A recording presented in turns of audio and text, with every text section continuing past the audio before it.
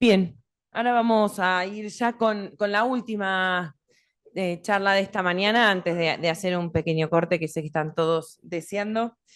Y vamos a pedirle que se acerquen el profesor Ricardo Jáuregui y a Juan Manuel Verón para la conferencia El envejecimiento en América Latina y los sistemas previsionales, tendencias y desafíos. Bien, al doctor Ricardo Jáuregui ya lo hemos conocido y les voy a presentar. Juan Manuel Verón cuenta con más de 25 años de experiencia en la administración e inversiones y en el mercado de capitales para mercados globales. Actualmente provee asesoramiento y consultoría en los sectores en mercados públicos y privados. Su enfoque ha sido construir un marco sólido de inversiones y riesgos, desarrollar nuevas capacidades de inversión con énfasis en inversiones alternativas y desarrollar nuevos productos y canales de distribución. Ya preparo el PowerPoint del doctor, del licenciado. Bueno, lo iba a presentar yo, pero ya. Ay, No, no, está bien. perdón. Juan es un amigo, es correntino como yo, así que aténganse a las consecuencias. Dos extranjeros más. Sí. Bueno, lo que por ahí no se dijo, que Juan está dedicado en los últimos años a temas previsionales, que es un consultor en este momento en el sistema previsional de México, desde hace ya unos cuantos años, y que tiene una vasta experiencia financiera y en desarrollo de productos para este sector. Así que muchas gracias por la invitación, por haber venido, ¿sí? Juan, y estar con nosotros. Gracias. Juan, ¿desde dónde va a querer hablar? Creo que es Malgazo, no está por la...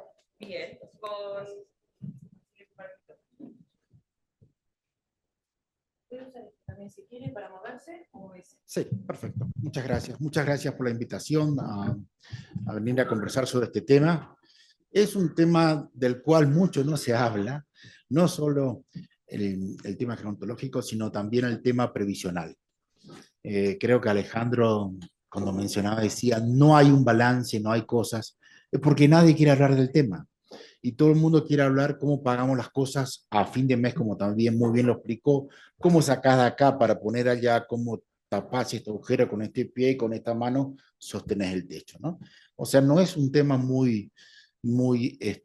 mucha difusión en Argentina. En el resto de Latinoamérica sí lo es, sí lo es. En Chile se está discutiendo continuamente el sistema, en Perú y Colombia también, en México también, y hubo reformas en estos últimos años, ¿no?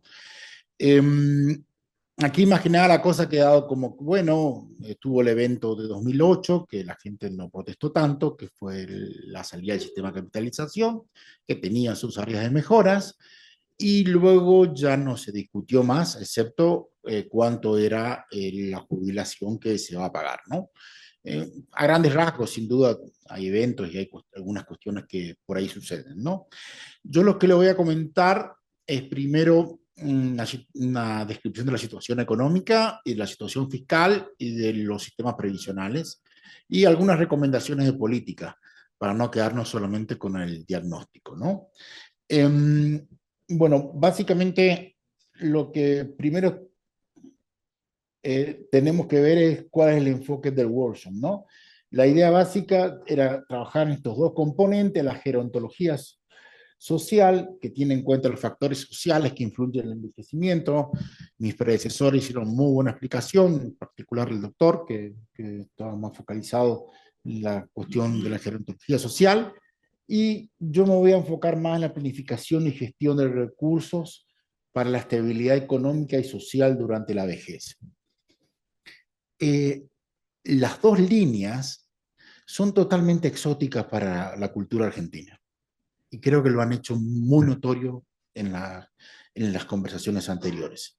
Primero, alguien planifica para los próximos 30 años y dice, yo voy a tener una situación de, como bien lo describía Alejandro, de que voy a necesitar apoyo de fondo hasta que esté equilibrado en un mercado laboral en mis años 20, voy a ahorrar y voy a retirar en un cierto punto, y que en la escuela me educaron que existen ciertos pilares relacionados con educación financiera y que esas cuestiones a mí me van a hacer proyectarme en el tiempo, porque es bueno proyectarse, ¿no? Cuando yo entrevisto a alguien en el trabajo, lo primero que le pregunto, ¿qué querés ser? en un año, en 3 años, en 5, en 10 y al final de tu carrera. Si no es capaz de decirme eso, no me interesa, porque no se puede proyectar. Pero el sistema educativo y la sociedad tienen que facilitar la proyección de la gente para tratar de sacar la mejor versión de esa persona. Creo que eso no sucede. Y no sucede porque nadie quiere ceder un mínimo espacio, y creo que, como lo puso muy bien Alejandro, no se discute, no se debate, no se escucha y no se toman acciones. En la medida que esto sigue siendo así, una discusión con una escucha activa cero, la verdad que la probabilidad de éxito son bien modestas, más allá que se pueda salir de una situación económica. Al primer desequilibrio político, las cosas vamos a volver a estar como no queremos estar, para ponerlo así elegante. Bueno, la gerontología combina la gerontoprevisión combina las dos cosas para asegurar, digamos, un éxito de la persona en el tiempo, particularmente lo relacionado con todo lo gerontológico, ¿no? Y qué bueno que se discuta esto de esta forma. La discusión es holística, no es una discusión parcial. Y lo que realmente tenemos hoy en día es que las discusiones holísticas son políticas partidarias y no son una discusión holística de la persona. Entonces se hace muy difícil, porque todo es político, todo es político, todo se hizo político y nada se hizo desde un punto de vista de persona o individuo o de sociedad. Entonces, la verdad que las cosas se hacen muy difíciles en términos de escuchar, discutir, debatir, formular y actuar. Vamos yendo un poco más rápido. La actividad económica global es muy buena. La salida de la pandemia fue mucho mejor de la esperada, fue parecida posterior a la Segunda Guerra Mundial, que hubo una represión de consumo, y luego, posguerra, ese consumo subió. Lo que se notó es que hubo ahorros también, es como que gente no estuvo haciendo ciertas cosas, y las economías vienen muy bien para 2023, 24 y 25, con economías emergentes bien. Y un tema que no lo voy a poner, pero para no acrecentar mucho, los mercados de empleo a nivel global están muy cerca de pleno empleo. Están muy cerca de pleno empleo. O sea, yo entiendo que por ahí en los 70, en los 80 existían algunos temas de mercado laboral. Hoy en el mundo, en promedio, no hay un problema de mercado laboral. Los mercados están muy bien en términos de tasa de desocupación y de subocupación. Acá en Argentina no es así, pero en la mayoría de los lugares hay casi pleno empleo, ¿no? Bien diferente a lo que uno esperaría con el cambio tecnológico, la inteligencia artificial, etcétera, etcétera, ¿no? Y yendo un poco más rápido, este es el crecimiento económico en los países claves. El azul somos nosotros, Argentina, que no está bien parado, pero se espera como una gran promesa para 2025, pero el resto tienen números bastante estables, ¿no? Y van algunos muy interesantes, como el de Estados Unidos, que son muy difíciles de superar, y otros por ahí más bajos, como puede ser el caso de México, y Brasil, que siempre les cuesta repuntar, ¿no? El otro tema, que este es más difícil, es el gasto público. El gasto público es alto en todo el mundo y son temas cíclicos, ¿no? Cuando yo era muy joven, allá en los años 70, 80, había un exceso de gasto público.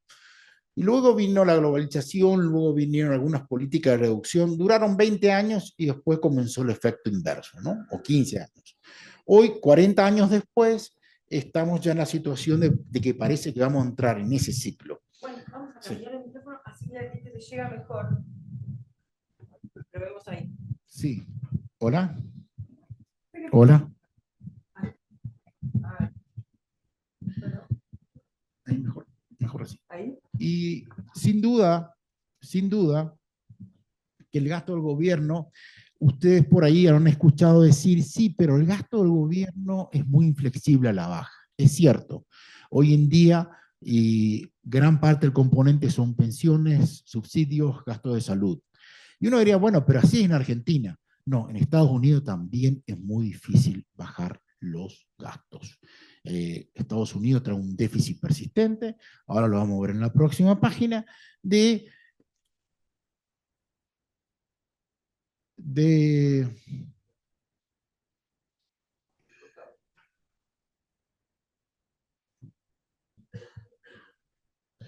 ahí están, ahí están los déficits. En el caso de Estados Unidos, traen un déficit actualmente de unos 3%, y la verdad que en ese caso, cuando uno mira, no es fácil bajarlo. O sea, el gasto público es inflexible en todo el mundo a la baja y se hace muy difícil manejarlo. Y no solo es alto, sino que los déficits acá son persistentes y van a seguir siendo persistentes, excepto para el caso de Argentina. Esta persistencia de déficit no está buena en un entorno de buena actividad económica. Uno esperaría que estos deberían reducir. El Fondo Monetario Internacional la semana pasada sacó algo que se llama el monitor fiscal, que lo sacan cada 6 meses. Y decían que el déficit fiscal es un problema, hay que tomar acción ahora. ¿Por qué? Porque las economías están funcionando bien. Por ahí cuesta creer, por ahí estamos en Argentina con un día a día no muy bonito, pero en el mundo las economías andan muy bien. Entonces es posible tomar decisiones de reacomodamiento fiscal. Hay un tema que es importante y duele un poco, pero todo lo que hace el Fondo Monetario Internacional en términos de deuda no menciona la deuda de pensiones. Y es muy gracioso, pero un ente tan responsable no ataca el problema de las pensiones. Se focaliza en algunas cuestiones más de corto plazo, y bueno, mencionar un poco lo que sucedió acá en Francia, que lo comentaron hace un rato, ¿no? Y bueno, esto termina con deudas respecto al producto, que se estima que la deuda global en este momento son 100 billones de dólares o 100 trillones de dólares en métricas gringas, ¿no? Y básicamente esto hace inmanejable la situación. ¿Qué significa esto? Que los déficits para adelante se esperan en algunos países que sigan siendo importantes, excepto en la Argentina, porque sabemos cuál es la nueva aproximación, pero estos déficits persistentes sin duda que hacen que las cosas no sean sostenibles y que la trayectoria de la deuda del gobierno en el tiempo como parte del producto, excepto Argentina, que iría a la baja por lo que comentamos, el resto iría paulatinamente a la alza, con particulares problemas en Estados Unidos y en Europa. Pero el más grave es el de Estados Unidos, que es el que más crece, pero también es el país más flexible para administrar las cosas y al que mejor le va económicamente. Pero este país, esta región como Europa, sí tiene una vulnerabilidad muy alta por la cuestión del envejecimiento poblacional. Y los países emergentes, como bien describió el doctor Félix, están más cerca de disfrutar el bono demográfico y no se le complicaría tanto. Pero bueno, la inflación ha venido a la baja, pero sí es interesante ver que las tasas de interés han comenzado a subir. Entonces, cuando uno mira las tasas de interés en forma global de los años 80, ni ahora baja, pero a partir de ahora parece que quieren subir.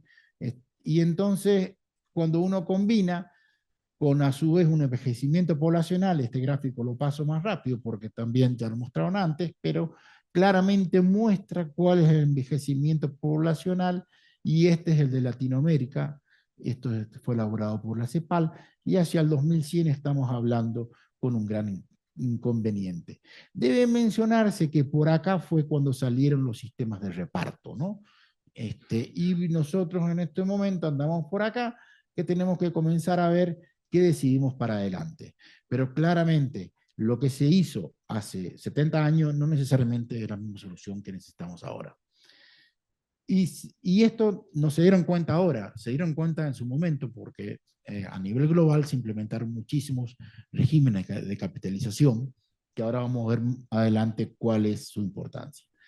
Yendo un poco más rápido, en términos de envejecimiento poblacional, el aportante respecto retirado había 19-1 en 1950, hoy hay 10-1 y esto bajaría a 1,9, ¿no? Estos son los números, ¿no? Este 10 no me suena mucho, pero es en porcentaje de la población, ¿no? Con lo cual el número está bastante difícil de digerir para adelante. La combinación de déficit persistente, alto endeudamiento, altas tasas de interés y el envejecimiento poblacional, esto genera una crisis potencial en términos de deuda registrada. Después está la deuda previsional que no está registrada, ¿no?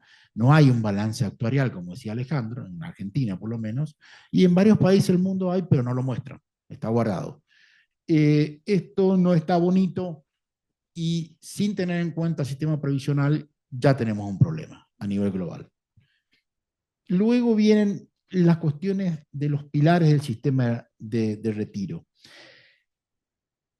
Hay un regímenes que son no contributivos y otros contributivos. Y este es uno que se le ha prestado poca atención, que es la prestación básica universal. La prestación básica universal responde a que ciertas personas que han tenido dificultades en el mercado laboral, poco éxito en la vida, o lo que se le quiera llamar, o han nacido, como mencionaba Alejandro, en la lotería, no le ha salido bien, lamentablemente pueden que su curso en el tiempo no sea el adecuado. Y esto determina que naturalmente esta gente requiera una prestación básica universal. Eso está en auge, ¿por qué? Porque también mencionaban en las charlas anteriores del ingreso básico universal. Entonces, si uno va a tener un ingreso básico universal, esa prestación básica universal debería ir en ascenso. Y esa administración de la prestación básica universal, combinada con el ingreso universal, es un tema que no está en debate, por todo lo que mencionó Alejandro, que es probable que la riqueza y los recursos se concentren en poca gente y para tener un equilibrio social, cierta gente debería recibir un ingreso básico universal. El ingreso básico universal es un tema que es bastante, yo diría que tiene adeptos de todos lados, pero también tiene críticos de todos lados. Milton Friedman, que es un economista liberal, decía, o libertario, digamos, decía que todo el mundo debería tener una prestación básica universal para favorecer la equidad. O sea que guarda con que si bien no hay aportes, puede tener auge. Los otros son los regímenes contributivos, que es el sistema de solidaridad, el sistema de reparto, se conoce como sistema de reparto. Es un sistema contributivo, lo que es diferente es que su modalidad, que en realidad requiere una solidaridad intergeneracional. Y el sistema de capitalización tiene muchísimas vertientes. Hoy el debate en Argentina es más simple. ¿Vos querés que vuelvan las FJP o no? Ese es el nivel, digamos, obviamente no conduce a mucho. Los sistemas de capitalización han evolucionado en el mundo.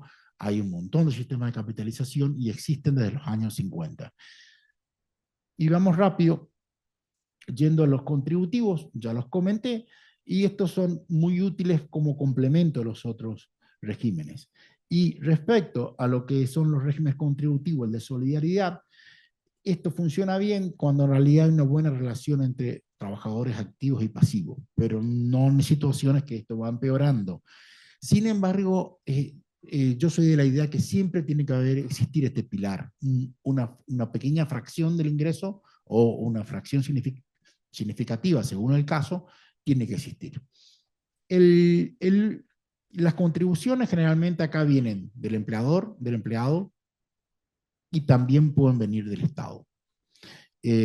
Obviamente, no tiene mucho sentido que el Estado ponga dinero cuando lo tiene que devolver por otro lado. Pero básicamente se apoyan en los puntos que mencionábamos, años de aporte, edad jubilatoria, el valor de los ingresos de los últimos 10 años, etc. Es un sistema que está difícil, la cuestión poblacional no lo ayuda, carece de practicidad, pero tampoco no se lo puede ignorar y descartar de plano. Respecto a lo que es un sistema de capitalización, estos se financian con contribuciones personales, se financian con contribuciones del empleador y del Estado. Han sido muy variables en el tiempo. ¿Por qué han sido muy variables? Principalmente se han originado en las empresas en los años 50, donde las empresas atacaban la cuestión con un esquema que se llama de beneficio definido. Los sistemas de capitalización tienen dos vertientes, o de beneficio definido y de contribución definida. Beneficio definido es que lo que se le va a pagar a una persona responde a una canasta básica, a una cuota de salud, a una cuota de entretenimiento, etcétera, etcétera. Y eso hace una canasta que es lo que se le paga a la persona. Eso existieron en Estados Unidos, tuvieron mucho auge en las compañías, lo que pasa, y es un sistema que tiene una facilidad que desde que uno arranca, hace un pago y ya sabe el beneficio, ¿no? Y eso está interesante porque uno ya sabe cuál es el beneficio final. Los sistemas de contribución definida no son así, son sistemas de capitalizaciones, donde uno va, pone el dinero, se capitaliza, y luego uno tiene que ir decidiendo en el tiempo cómo administra ese dinero de riesgo. Puede que haya regulaciones que lo acoten, y al momento del retiro uno compra una renta vitalicia o un retiro fraccionario. Y esos valores pueden no estar o no ajustados a lo que es una canasta. Yo esto lo explico así porque tiene un desafío un poquito más grande, ¿no? Pero sí son mucho más prácticos y facilitan las cosas. ¿Qué sucede al momento del retiro? Siempre hay un retiro programado o una renta vitalicia, ¿no? Estos están en auge. El gobierno de Estados Unidos, la mayoría de los gobiernos han promovido este sistema, ¿no? Y han tenido bastante éxito. La verdad que el sistema, si se aporta al 11%, se logra a niveles de tasas de reemplazo. La tasa de reemplazo es cuál es el valor del último salario, el valor de lo que se obtiene como pensionado respecto al último salario. Se logran ratios que para los de menores ingresos se acercan al 80% y los de mayores ingresos andan más cerca del 60%. Pero sí son números bastante relevantes. Y yendo un poco hacia lo que son los sistemas previsionales, estos son los déficits según el Banco Mundial. En el caso de Argentina es 15% del producto, el déficit, y para 2060, y en 2030 es el 8%. Y este número del 8 al 15 es parte de lo que se decía en las conferencias anteriores. Sin duda, estamos hablando de un problema que cuando yo decía que el gasto inflexible a la baja, todavía le falta sumarle esto, ¿no? Que de 8% del producto vas a tener 15 puntos del producto para cubrir. En Argentina, el ANSES solamente financia 51% de los recursos. El resto lo pone el Estado, lo cual no está muy bonito. Hay otros casos mejores, como el caso de Uruguay, y otros peores, como es el caso de Brasil, ¿no? Pero los números no son bonitos y esto genera algo que se llama la bomba de las pensiones. En México se estima que el gasto público, en este momento, el 20% son pensiones, y se estima que para 2030 sería el 30% del gasto público en pensiones. Y eso que tiene un sistema de capitalización y etcétera, etcétera, ¿no? Y yendo un poco con lo que son los trabajadores activos y cotizantes, la cotización se llama a la persona que está en el mercado formal y aporta. Estos en promedio en Latinoamérica andan cercano al 40, con números más altos en los lugares como Uruguay, Chile, Costa Rica. Estos son los países donde más desarrollo hay, y Argentina anda por la mitad, un poquito más arriba. Sin duda que eso es un pasivo social que a largo plazo está muy relacionada con la pregunta que hicieron respecto a qué hace la gente que está fuera del sistema, pero es algo que tienen que tratar de atacarse, para mí, desde el punto de vista más de la prestación básica universal. Respecto a personas que reciben más de 65 años una pensión contributiva, son más del 40% de la población en promedio, por lo cual hay un nivel de cobertura, son las 4 cosas que mencionaba Alejandro en su conferencia, y eso marca claramente que hay niveles de deficiencia en cobertura. El retiro, como en el caso del componente de la gerente de previsión, yo lo que diría que la edad jubilatoria está, la media regional es 62% y la OCDE es 64%. Sin duda que la edad jubilatoria es un tema acá, pero no es, y sin duda que hay que elevarla, pero recordemos que la elevación de la edad jubilatoria per se no podría tener mucho impacto por el gran volumen que hay respecto del componente informal, ¿no? O sea, no debería impactar tanto porque muchísima gente no tiene capacidad para ejercer la pensión. O sea, aumentar la jubilación cuando ya sé que no voy a tener pensión no hace ningún aporte, ¿no? El otro tema importante es que hablamos de la potencial crisis de deuda registradas. Ahora, después de todo lo que hablamos, tenemos la deuda de pensiones. Esto hace que las dificultades fiscales van a ser muy grandes. En alguna forma, si aquí hay una situación de estabilidad fiscal para los próximos años, sin duda puede sentar bases como para sobrellevar este desafío que tenemos, ¿no? ¿Cuáles son las palancas claves del retiro, no? Y esto acá me estoy adentrando un poco en lo que es la educación y la forma que uno puede trabajar el retiro en forma intertemporal. Y eso es, primero, el ahorro y el consumo. Yo puedo manejar el ahorro y el consumo y puedo manejar cómo yo armo mis portafolios de inversión en los casos de regímenes de contribución definida.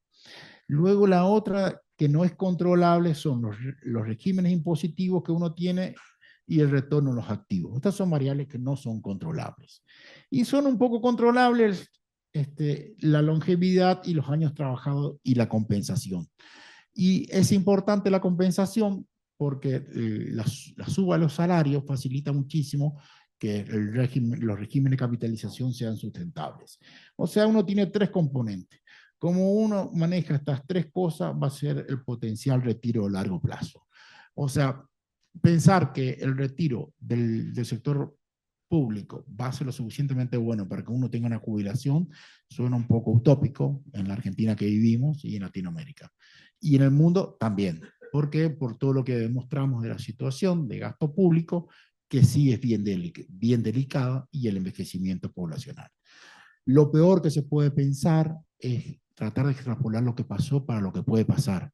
Lo que se viene es que el futuro ya no es como era antes, es diferente. Y es diferente no solo en términos de tecnología, también es diferente en términos de las soluciones que hay que proponer. Las soluciones son bastante diferentes, bastante disruptivas. Y, por ejemplo, en un país como este, que todavía se discute el 82% móvil, nadie sabe de dónde salió el 82, lo que se supone que 8 más 2 suma 10, y Maradona más o menos, o Messi, pero el 82 nadie tiene un cálculo, son números que inventa la sociedad argentina y los toma. Hoy en día el 82 es un chiste. Eh, Sería más o menos un tema que sí es oportuno comenzar a pensar en términos de estas variables.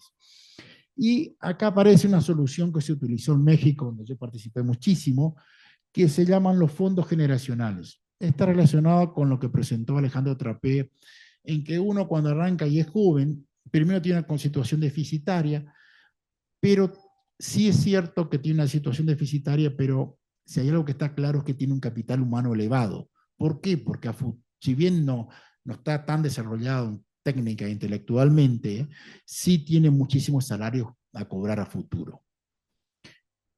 A diferencia, pero su riqueza financiera es cero. Sin embargo, cuando uno llega a los 60 años, la situación en la que está es la inversa, o los 50, 60, uno tiene riqueza financiera, que en Argentina es baja la riqueza financiera, más que nada se ahorra en esquema físico, y lo que es el capital humano es bajo, porque quedan pocos años de salarios por cobrar, ¿no?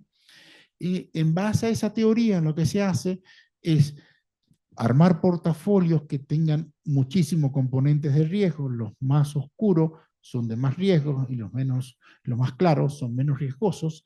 Que estos portafolios, cuando uno invierte en el tiempo a tasas más elevadas y retorno más elevado cuando es más joven, tiene la magia del interés compuesto, ¿no?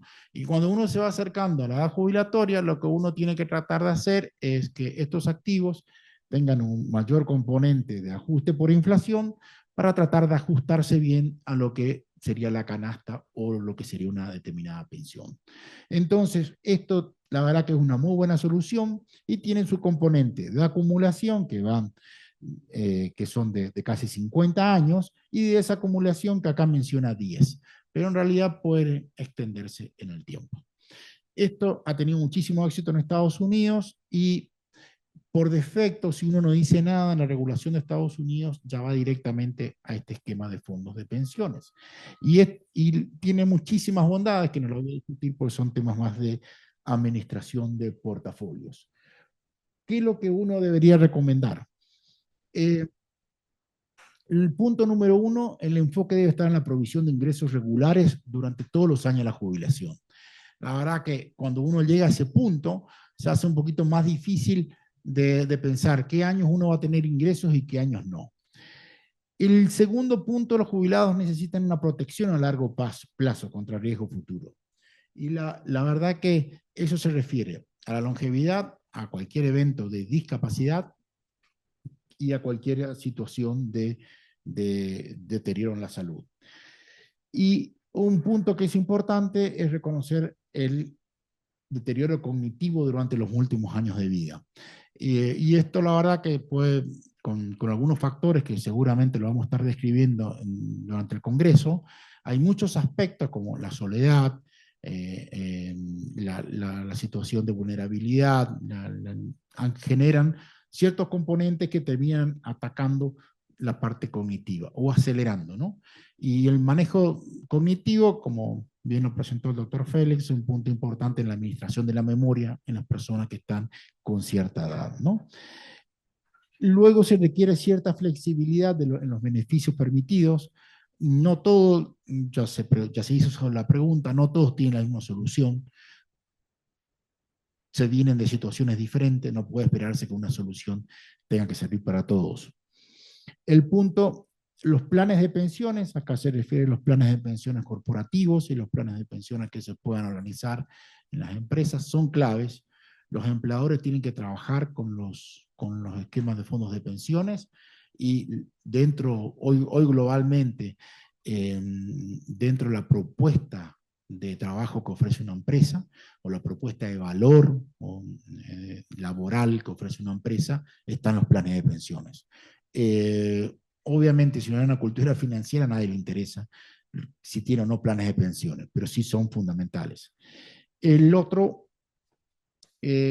punto es que, como hubo demasiado cambio, muchos jubilados necesitan mucha orientación. Y la verdad que esa falta de orientación hacen complicado cómo asignan los recursos, hacen complicado cómo llevan su vida y, bueno, cómo pueden ir administrando sus recursos en términos de necesidades competitivas, como son salud, de esparcimiento, etc. Se debe incrementar la tasa de contribución para mejorar la cobertura y se debe aumentar la edad jubilatoria. Esos son puntos y recomendaciones. El otro punto que sí es relevante es fomentar todo lo que sea el silver economy, la economía plateada. Ahora vamos a ver por qué. Porque en realidad, cuando uno ve cuáles son los sistemas de retiro, ya vimos estos tres, pero falta uno que son los activos propios, ¿no? Los activos propios son importantes. Muchas veces hay gente que vive en una casa, que tiene un determinado valor porque pudo comprarse durante su edad laboral, pero que no responde, pero que no le permite generar ningún ingreso a una persona que tiene bajos ingresos. Y hay formas de trabajarlo, y el esquema de los activos propios ha sido típico de una persona que se compra un departamento para su edad jubilatoria. Son muchas las cosas que pueden existir y son muchas las cosas que pueden hacer. No solo, generalmente en Argentina están relacionados con activos físicos, pero también pueden ser activos financieros. ¿Qué es lo que puede ser activos propios? En general son inmobiliarios, pueden ser sofisticados, y acá en lo que es inmobiliario está la hipoteca revertida como solución a alguien que tiene un inmueble. ¿Qué es una hipoteca revertida? Uno compra una propiedad con una hipoteca, ¿no?, cuando es joven y la paga en el tiempo. Cuando uno invierte la situación y pasa a una situación que tiene una propiedad, lo que puede hacer es comenzar a recibir pagos y entregar una fracción de la propiedad cuando la persona fallece. Puede incluir activos de otro tipo o bien activos digitales. Hoy en día los activos digitales favorecen el acceso de la persona a una amplia gama de activos. Y eso sí que va a ser relevante en el tiempo y hay que ver cómo se educa a la gente para que pueda administrarlos. Finalmente, el desafío de la gerontoprevisión tiene varios componentes que vienen de gobierno, vienen de la sociedad y vienen de otros factores. De gobierno tenemos los temas de seguros y pensiones. De la sociedad tenemos temas como la economía plateada, que debería haber una acción del gobierno para promoverlo, una ley de economía plateada, y hay los factores sociales, ¿no? Y por último, los factores que están de salud y de longevidad. tomar una decisión de gerontoprevisión, acá me falló una O, está un poco difícil en la medida que uno tenga una visión holística y complementaria de todos estos aspectos. En particular, los de seguros y pensiones. Los seguros sí son relevantes en las personas, ya sea en su edad laboral y en su edad de retiro. Y obviamente las pensiones. No tomar una decisión que incluya todos estos factores se hace muy difícil tener éxito. La visión de lo que se necesita es holística y requiere una formulación que va del sistema educativo hasta el sistema previsional. Y con esto yo me quedo abierto a vuestras preguntas.